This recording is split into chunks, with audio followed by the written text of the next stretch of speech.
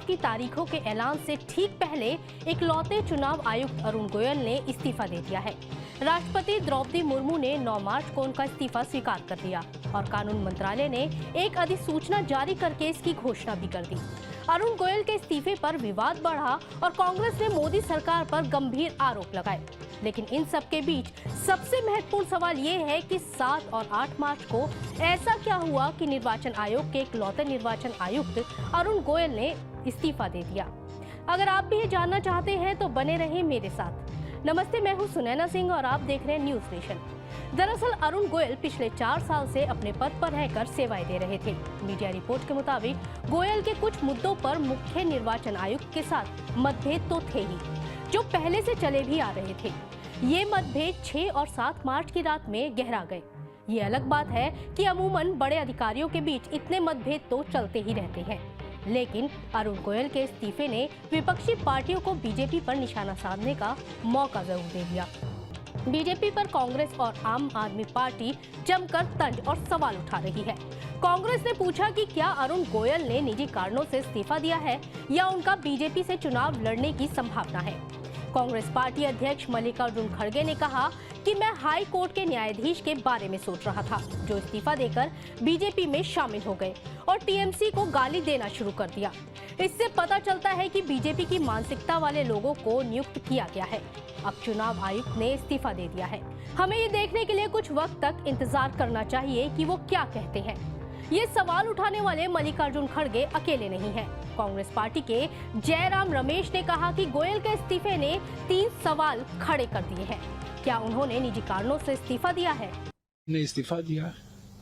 मेरे मन में 3 कारण आए। पहला कारण, क्या उनके और मुख्य इलेक्शन कमिश्नर के बीच में कुछ मतभेद आ गए हैं? क्या उनके और मोदी सरकार जो फ्रंट सीट में बैठकर ड्राइविंग करती है सभी संवैधानिक संस्थाओं की, क्या उनके बीच में कुछ मतभेद आ गए हैं?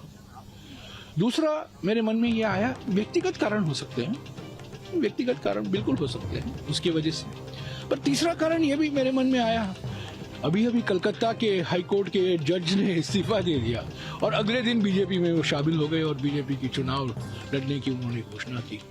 क्या ये इलेक्शन कमिश्नर भी इस्तीफा दिया है ताकि वो चुनाव लड़े बीजेपी की टिकट पर? ये भी हो सकता है। बीजेपी पर हमला करने वाली कांग्रेस पार्टी अकेले नहीं है। आम आदमी पार्टी और दिल्ली की वित्त मंत्री आतिशी ने कहा कि अरुण गोयल वही चुनाव आयुक्त हैं जिन्हें बीजेपी सरकार ने जल्दबाजी में नियुक्त किया था।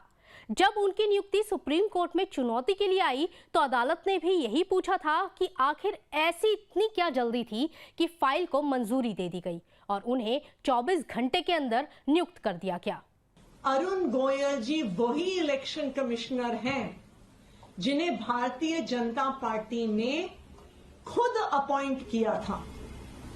ये वही इलेक्शन कमिश्नर हैं जिनकी वॉलंटरी रिटायरमेंट के 24 घंटे के अंदर उनको इलेक्शन कमिश्नर बनाया गया था।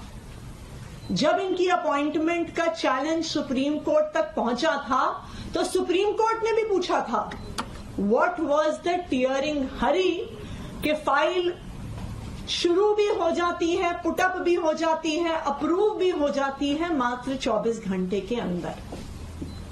तो एक ऐसा इलेक्शन कमिश्नर जिसको भारतीय जनता पार्टी ने खुद अपॉइंट किया, जो उनका आदमी था, जिसके अपॉइंटमेंट को डिफेंड करने के लिए भारतीय जनता पार्टी शासित केंद्र सरकार सुप्रीम कोर्ट तक गई, आज उस इलेक्शन कमिश्नर ने इस्तीफा दे दिया है।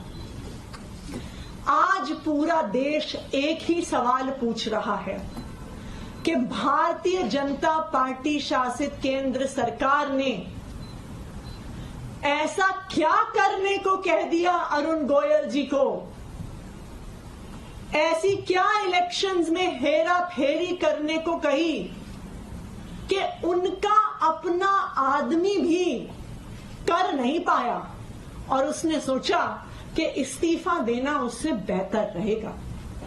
इन सवालों के बीच अब नए मुख्य निर्वाचन आयुक्त की नियुक्ति की तैयारी शुरू हो गई है। नामों को अंतिम रूप देने के लिए प्रधानमंत्री मोदी की अध्यक्षता वाली उच्चाधिकार प्राप्त समिति की बैठक 15 मार्च को होगी। निर्वाचन आयुक्त अनूप चंद्र पांडे की पिछले महीने सेवानिवृत्ति और अरुण गोयल के अचानक इस्तीफे से चुनाव आयुक्तों के 2 पद खाली हो गए हैं। आपको बता दें कि पीएम मोदी की अध्यक्षता वाली चयन समिति में एक केंद्रीय मंत्री और कांग्रेस नेता अधीर रंजन चौधरी शामिल हैं। समिति की बैठक में तय नामों के बाद निर्वाचन आयुक्तों पर फाइनल मुहर राष्ट्रपति लगाएंगी।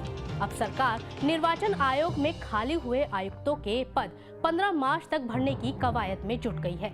अब तक एक ही निर्वाचन आयुक्त की बहाली में जुटी सरकार को आनन फानन में 2 निर्वाचन आयुक्त की बहाली करने की कसरत करनी पड़ रही है।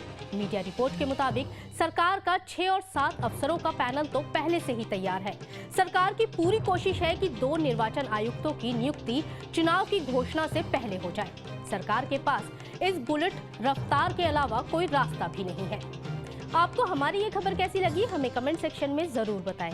और हाँ, चलते चलते एक जरूरी बात, आपको हमारे चैनल पर एक ज्वाइन बटन दिख रहा होगा, जिस पर क्लिक करके आप हमारी पेड मेंबरशिप ले सकते हैं। ज्यादा जानकारी आपको बटन पर क्लिक करके मिल जाएगी। तो देश और दुनिया की तमाम खबरों को जानने के लिए बने रहें न्यूज़ नेशन के साथ।